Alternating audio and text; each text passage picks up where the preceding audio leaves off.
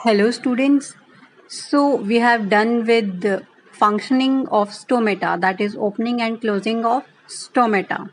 So let's continue our chapter nutrition in plants, and our next topic is the synthesis of nutrients other than carbohydrates.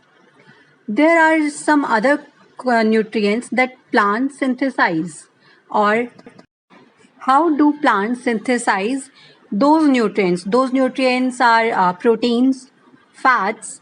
So those nutrients are synthesized only by the carbohydrate itself, that is glucose. Plants synthesize only glucose. Glucose is a simple carbohydrate by the process of photosynthesis, and this glucose is further used for the synthesis of other nutrients like fats and proteins.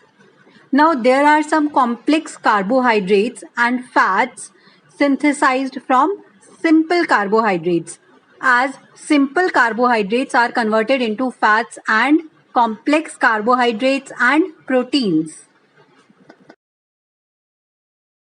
So, other nutrients like fats and proteins are synthesized by glucose, and glucose is synthesized by the process of photosynthesis.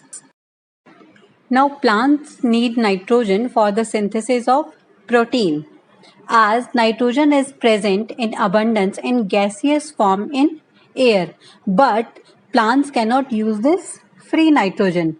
As we all know that 78% of nitrogen is available in atmosphere, but plants cannot use this nitrogen directly.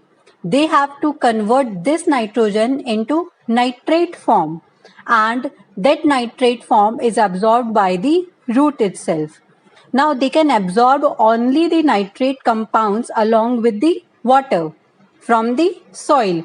The soil contains some nitrifying bacteria. For example, rhizobium. Rhizobium is a nitrifying bacteria which converts the nitrogen into nitrate.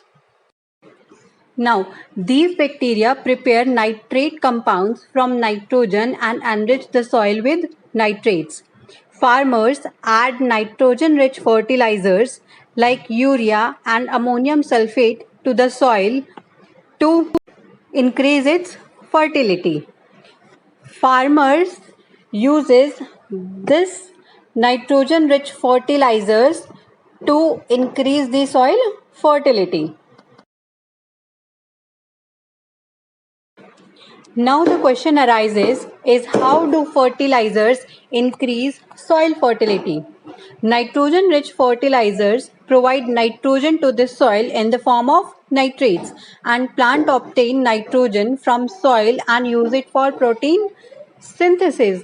Now these proteins are needed for the plant growth, and thus fertilizers increase the soil fertility. Let me repeat. Nitrogen-rich fertilizers provide nitrogen to the soil, and these nitrogen is used for the synthesis of proteins, and these proteins are needed for plant growth.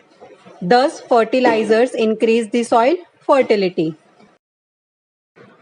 Now, our second question is, does photosynthesis occur in plants having red or brown leaves? As we have studied that photosynthesis occurs only in green plants or the plants containing chlorophyll pigment, because chlorophyll gives green color to the leaves. So the question is, does photosynthesis occur in plants having red or brown leaves? The answer is yes. Colored leaf of coleus plant which are red, brown or with patches of brown and pink also have chlorophyll, but their green pigment is masked by the abundance of other pigments.